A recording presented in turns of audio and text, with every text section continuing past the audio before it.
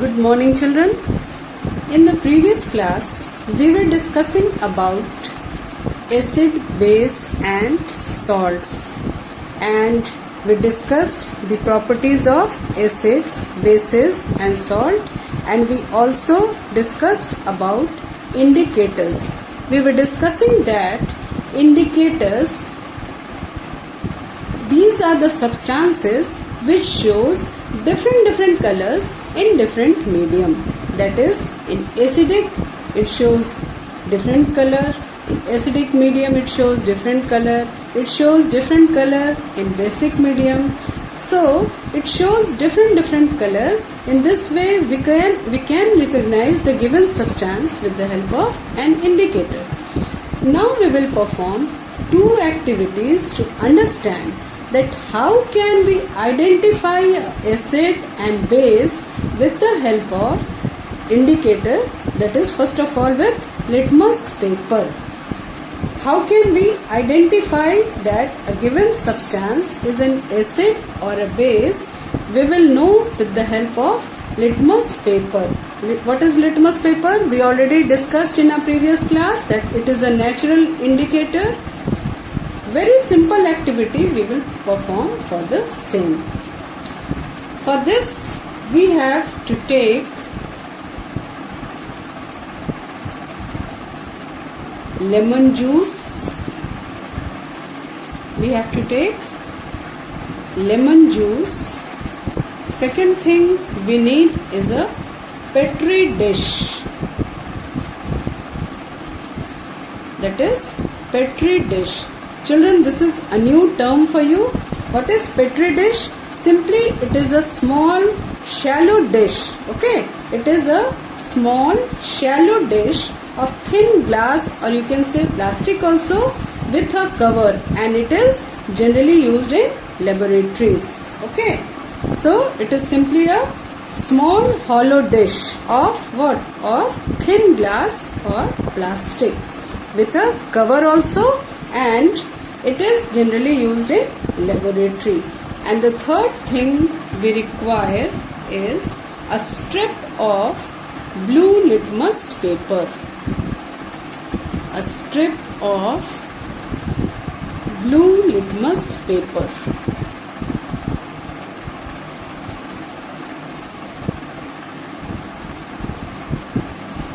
So these things are required to perform an activity which is required to test whether the given substance is an acid or a base. So what the things we need? Lemon juice, petri dish and a strip of blue litmus paper. Now what you have to do?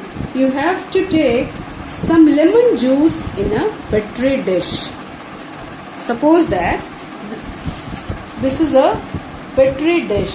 Simply a small dish of glass you can make in this way also, that it is a petri dish. Okay. Now in this you have to take hydrochloric acid. Sorry, lemon juice you have to take, not hydrochloric acid. You have to take lemon juice, and this is a petri dish, and a petri dish is having little lemon juice. Okay, only some amount of lemon juice is taken, and then we have to dip a strip of blue litmus paper in it. Suppose that this is a strip of blue litmus paper. You have to dip simply blue litmus paper into it. Then after that you will see that the color of the litmus paper changes from blue to red.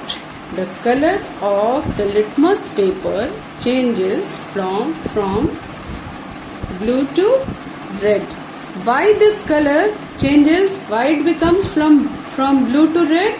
Because of the presence of acid. That is, lemon juice contains acid, and due to the presence of acid, the blue litmus paper changes into red color. Now another activity we have to do. This is the test of an acid. Now we will test base. Okay.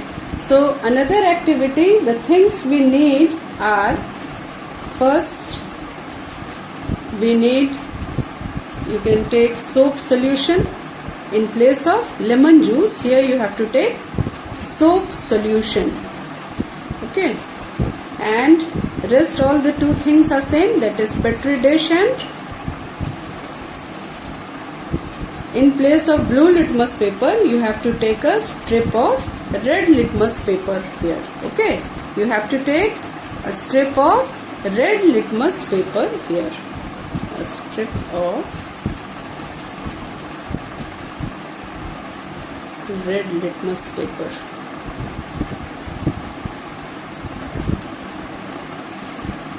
Now again, see here, suppose that this is a petri dish, okay, and you have to keep here some amount of soap solution.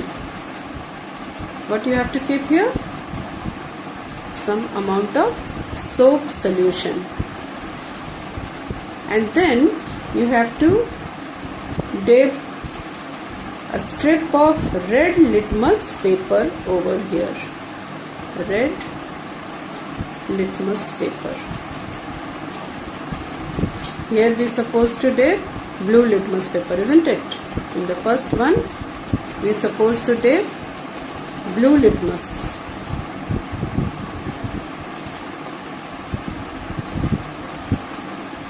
And in the second case we supposed to dip red litmus paper. Now what happens? The red litmus paper which we have dipped in the soap solution, it appears to be blue. That is, the color of the litmus paper changes from red to blue. So children, this is because of the presence of base in a soap solution. We had already discussed that this is the characteristic property of acid and base, that acid changes the blue litmus paper into red and bases changes the red litmus paper into blue.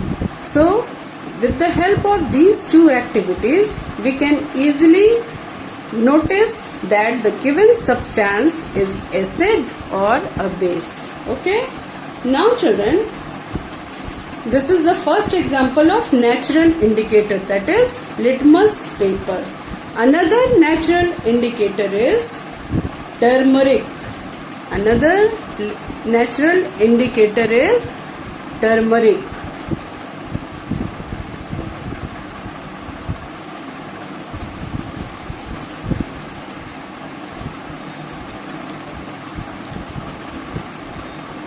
Children, you know what is turmeric?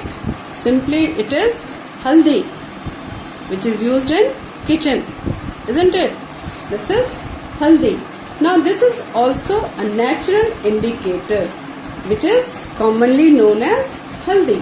Now children, you might have noticed that haldi stain on your white shirt is turned red.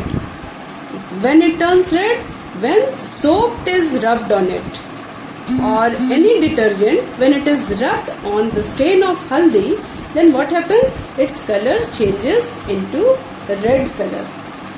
So why it happens? Because turmeric changes red in basic medium and remains as it is, that is yellow in acidic medium. So what we observed here, that turmeric it changes from yellow to red. Where?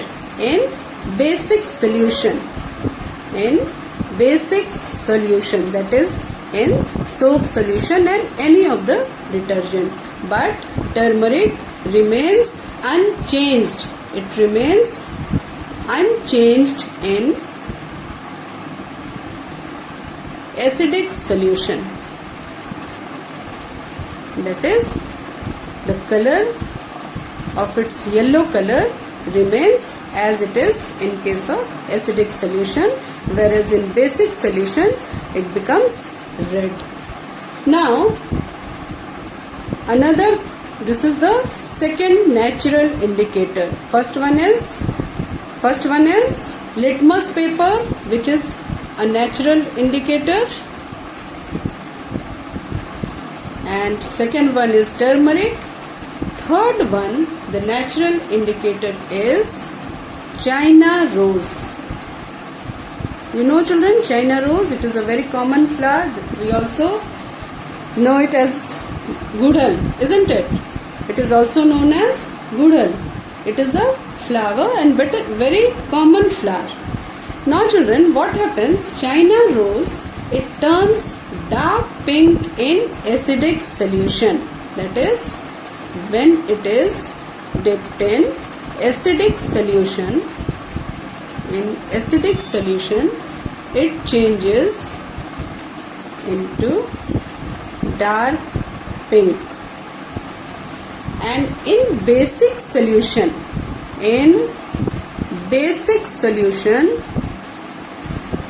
it changes into green color. In basic solution, it changes into green color. So these are the commonly used indicators. So now we will know about another indicator, that is phenolphthalein.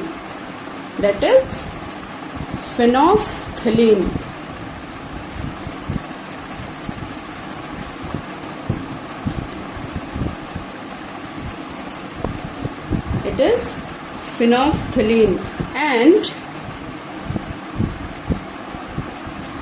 this is not a natural indicator, children. It is not a natural indicator because it is prepared by chemical process. That is, it is a chemical substance. So it is not a natural indicators. PhenolPHTHALEIN. It is phenolphthalein. It is pronounced as phenolphthalein, and it is not a natural indicator. It is a chemical substance, okay, but it is used as an indicator. So now what about this? What type of color changes are observed in phenolphthalein? In acidic medium,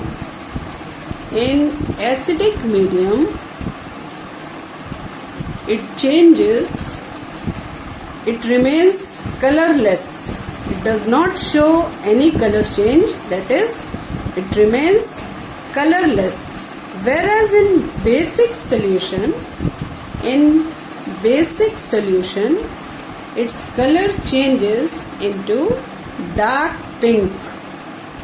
Its color changes into dark pink. So all these are the indicators about which you have to study. That is, the first one is litmus paper, which shows from blue to red in acidic solution. Its color changes from blue to red in acidic solution.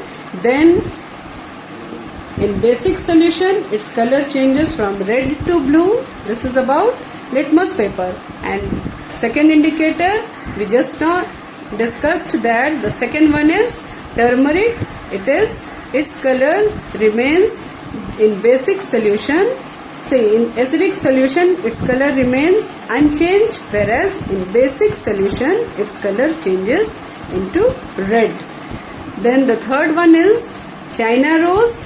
It is also a natural indicator, and in acidic mediums, its color changes into dark pink. It shows dark pink color in acidic medium, whereas in basic solution, it changes into green color. Now the fourth and last indicator which you have to study is phenolphthalein. It is not a natural indicator as it is prepared in the laboratory by chemical process, and in acidic medium it remains colorless, whereas in basic medium it shows dark pink color. Okay children, now we will learn about neutralization reaction. What is neutralization reaction? Neutralization reaction.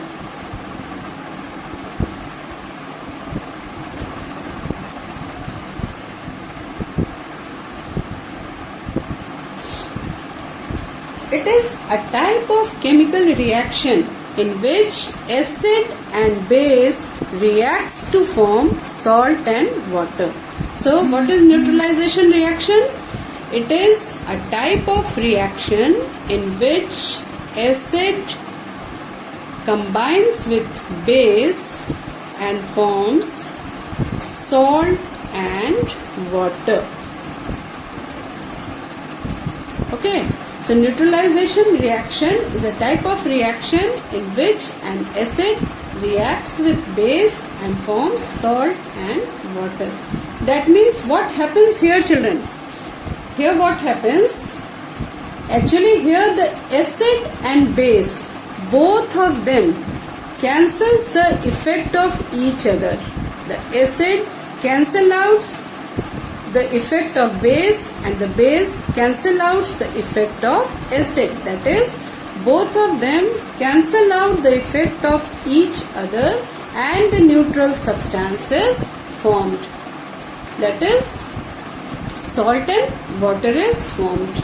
Now again we will perform an activity to know this fact. Okay, here we will perform again an activity to know this fact. For this you have to do, what you have to do children, you have to take a conical flask. You have to take a conical flask. The conical flask is somewhat like this in structure. Okay, this is a conical flask and you have to take about 10 milliliter of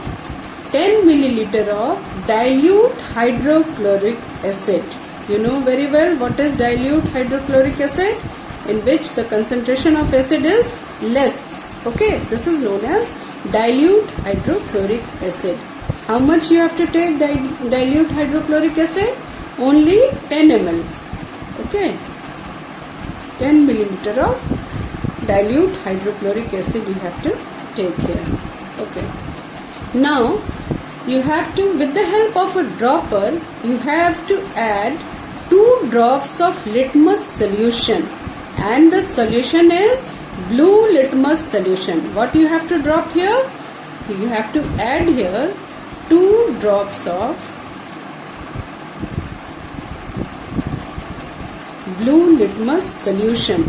Here also litmus is used, but it is not in strict form, it is in solution form. Okay, so you have to drop only 2 drops of litmus solution into it with the help of a dropper. Now here we have to take litmus in solution form and not in the paper strip. I already told you just now. We will see that the solution turns red. The solution changes into red color. Okay, so it means that here it is showing what type of property? It is showing acidic property, because this is the characteristic features of acid, that the litmus changes the solution into red color. So what happens? Here it changes into red color. Okay, showing its acidic property. It is showing the acidic property. By changing into red color, it is showing the acidic property. Now what we have to do? We will start adding a solution of sodium hydroxide drop by drop into this solution. What we have to add now? We have to add sodium hydroxide. Okay, we have to add sodium hydroxide, that is NaOH solution. We will start adding a solution of sodium hydroxide, and drop by drop we have to add, and we will gently shake the solution also. We will also mix the solution by just shaking the conical flask after adding sodium hydroxide into it. After constantly adding sodium hydroxide, a time will come when further addition of base, that is sodium hydroxide, changes the color of the solution from red to blue. That means by adding sodium hydroxide solution into this solution, what do we find? We find that again the red color changes into blue color. By adding sodium hydroxide drop by drop, we will find that a time comes when the color of the solution changes into blue color. Okay, is it clear or not? That when we will add sodium hydroxide solution into the same, then we will find that the color from red, it changes into blue color. In the beginning, while adding litmus solution, the color changes from blue to red, isn't it? This is showing the acidic property. But after adding base, that is sodium hydroxide, the color changes from red to blue. Why this happens, children? Because all the acids, that is hydrochloric acid, present in the flask has been neutralized by the base. Okay, all the acids which is present in the flask has been neutralized by the base, that is sodium hydroxide, and now a single drop, that is the extra drop of base, that is sodium hydroxide, it makes the solution basic. Hence the color changes from red to blue, because you know very well that the solution changes from red to blue only when the medium is basic. So now by addition of sodium hydroxide, the acidic properties cancel out and the solution changes into blue color, showing the basic property. Okay, so this is the known as neutralization reaction. It is known as neutralization reaction. Now children, we will know some chemical effects. Now some chemical reaction which is showing neutralization reaction. Okay, what are the chemical reactions? A very simple one is, just now we had done the experiment, isn't it? That sodium hydroxide reacts with hydrochloric acid and forms sodium chloride and water. It forms sodium chloride and water. This is the example of neutralization reaction.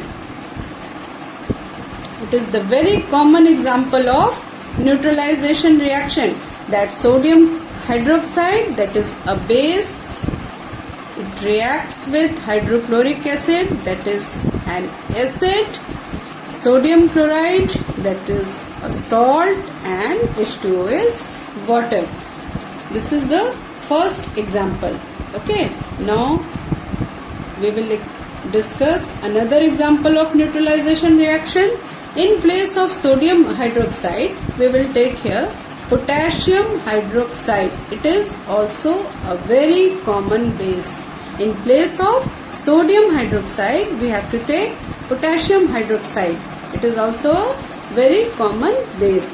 In place of hydrochloric acid, children, we will take here sulfuric acid, that is H2SO4.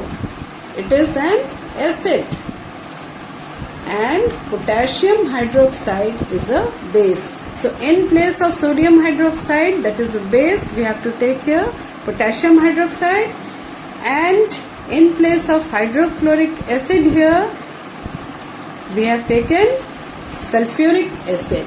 Now what happens? The reaction, again salt is formed here, that is K2SO4. It is potassium sulfate. K2SO4 is a salt, it is potassium sulfate. And what happens? Water is formed, H2O is formed. Clear? Now we will see that whether the equation is balanced or not.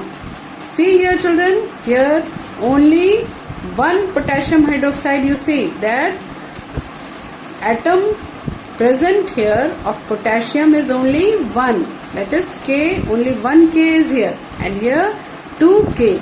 Okay, so what can we do? We will add here 2, see here K becomes potassium becomes 2 here also and here also. Now what about hydrogen? See here 2 atoms of hydrogen is here, 2 H, and here also 2. But here you see 2 atoms of oxygen is here, but here only 1 atom of oxygen. So here we will insert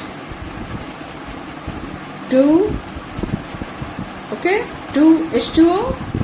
Then see whether the equation is balanced or not. Here 2 hydrogen, 2 hydrogen, 2 plus 2, that is 4 hydrogen. Here you see 2 into 2, 4 hydrogen, 2 oxygen, everything is balanced.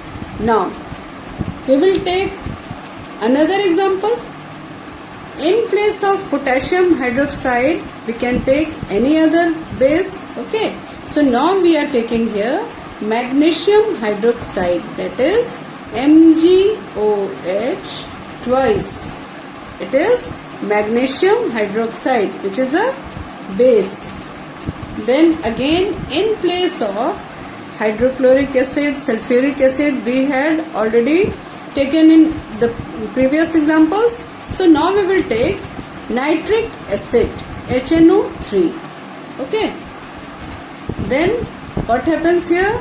Magnesium nitrate is formed, MgNO3 twice plus 2H2O. MgNO3 plus 2H2O. Okay. Now magnesium hydroxide is a base, HNO3 is an acid, that is nitric acid, and here again we will balance it.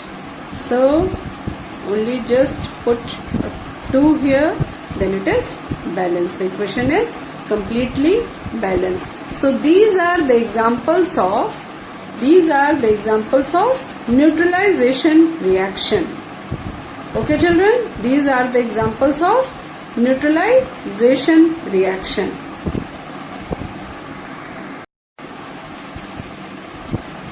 Now children, you note down your today's assignment.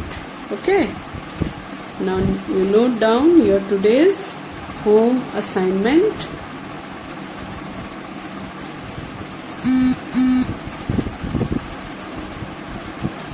Your today's home assignment is: first, define indicator,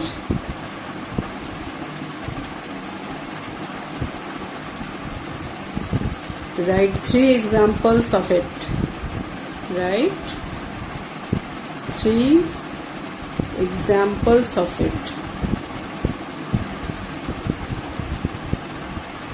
Okay, and your second question is: write all the 3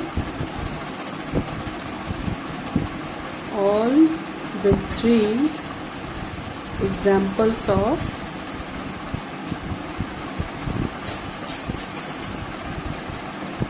neutralization reaction which I have taught just now. Okay,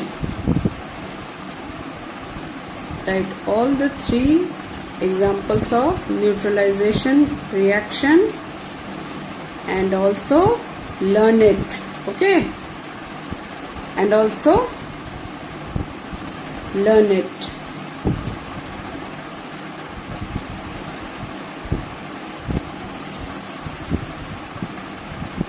Okay children.